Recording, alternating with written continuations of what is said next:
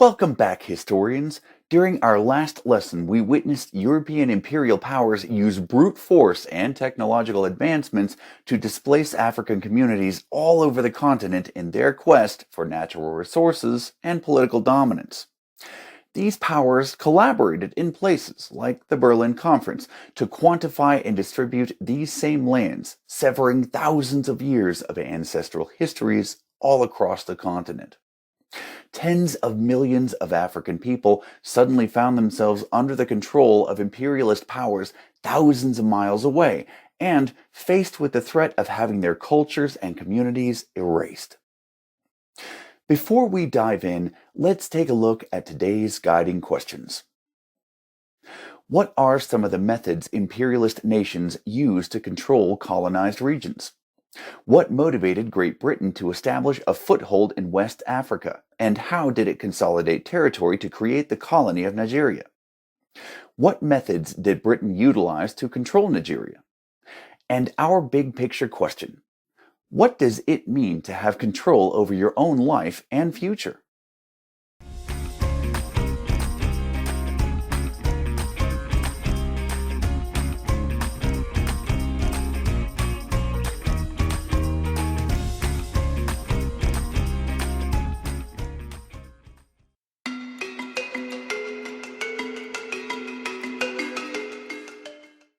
Before we sink our teeth into specific methods of imperial control in Africa, let's define a few terms that might be helpful for us to know. As we cover each, make sure you pause to jot down the definition and an image. Let's start with colony. We've heard this one used quite a bit, but we might need a little refresher. A colony is a country or territory governed internally by a foreign power. For example, the British colonies in North America, or the French colony of Somaliland in East Africa.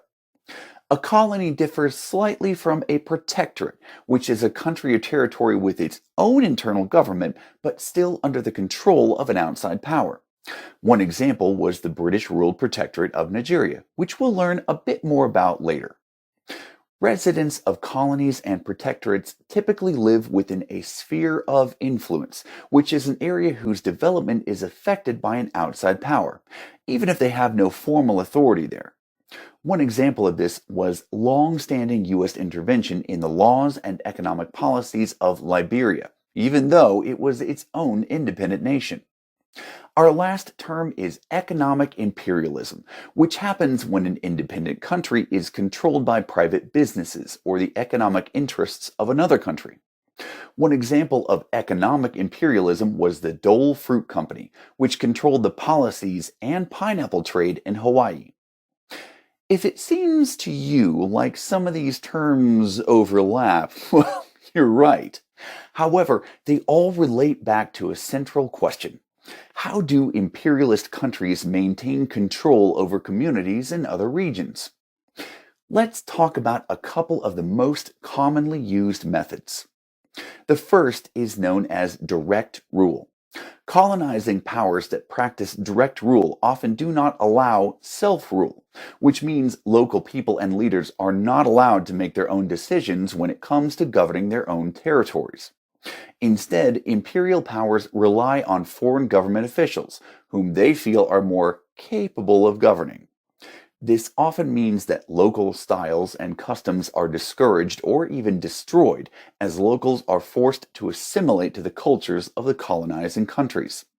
This system was common in many French colonies like Somaliland and German East Africa. Another method is known as indirect rule. In this system, colonies have limited self-rule. Colonizers tend to rely on local government officials and local merchants, who have been selected by a colonial governor. This method usually allows for some of the local styles and traditions to remain. Britain tended to utilize indirect rule in their African colonies like Nigeria, which we'll take a closer look at today. But first, let's stop and reflect. What are some of the methods imperialist nations use to control colonized regions?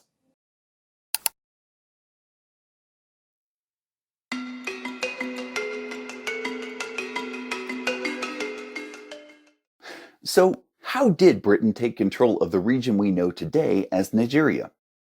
Although it wasn't until 1914 that the British established Nigeria as a unified colony, British businesses and administrators had been attempting to establish a foothold in the region since the 1850s. The region attracted British interest due to the allure of potential profits from palm oil. Traded primarily along the Niger River, it was brought to Europe to use in soaps and for lubricating machines in industrial factories. Demand was so high that agreements were made at the Berlin Conference to form a protectorate along the river in an attempt to extract more profits from the region. But British companies like the Royal Niger Company had already negotiated their own treaties with local rulers, which granted them exclusive trading routes along the river. The company was eventually bought by the British government in 1900 and renamed the Southern Nigeria Protectorate, or SNP.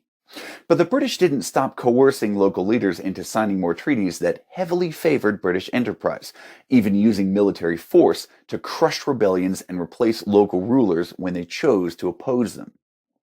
In 1914, the SNP and the North Nigeria Protectorate, or NNP, were merged to form the Colony and Protectorate of Nigeria. You might think these protectorates were merged to build a stronger cultural identity, especially since over 250 different ethnic groups lived in the region, but in fact, it was done primarily because one unified colony was cheaper and easier to control than two. Before we move on to how this impacted the day-to-day administration of the colony, let's review. What motivated Great Britain to establish a foothold in West Africa? And how did it consolidate territory to create the colony of Nigeria?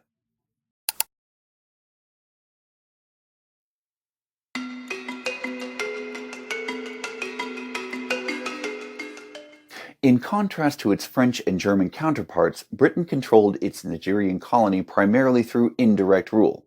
Why, you might ask? First, it was big. This meant that managing the region required a great deal of manpower, and British officials realized that it was easier to rule using institutions already in place. At the highest level, the colony was governed by the Colonial Office in London. They could veto or revise the policies of the governor, who managed the administration of the entire colony. The operations of each region were overseen by British district officers.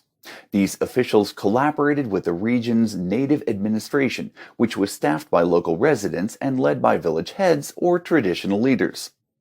These leaders acted as intermediaries between the colonial government and different ethnic groups across the colony.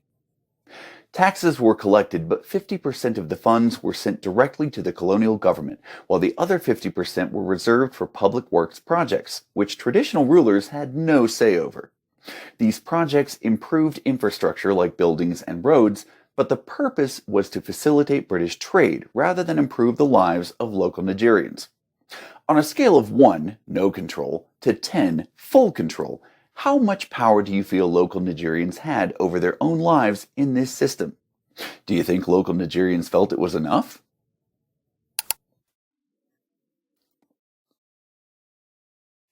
Reactions to these methods of rule varied.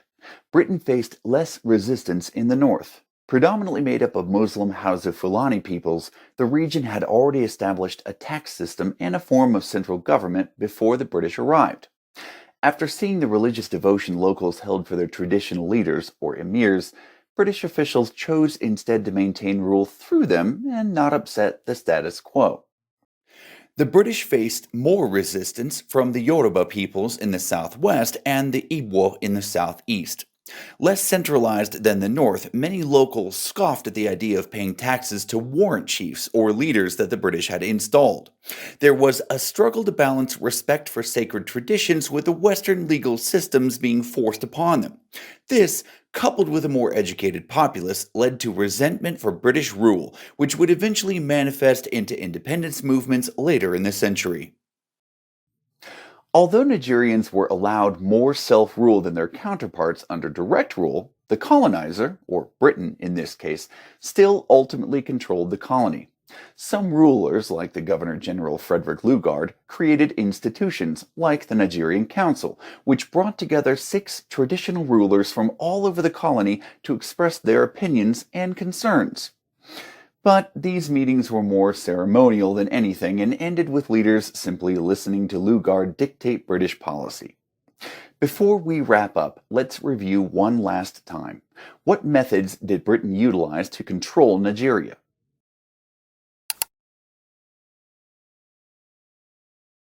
As you can see, imperial governments didn't necessarily take a one size fits all approach to ruling their colonial possessions. While we briefly touched on immediate reactions to these methods, next time we'll explore how different groups resisted imperial control and fought to protect their cultures from being destroyed. Until then, keep your eyes and ears open because history is everywhere. Hey!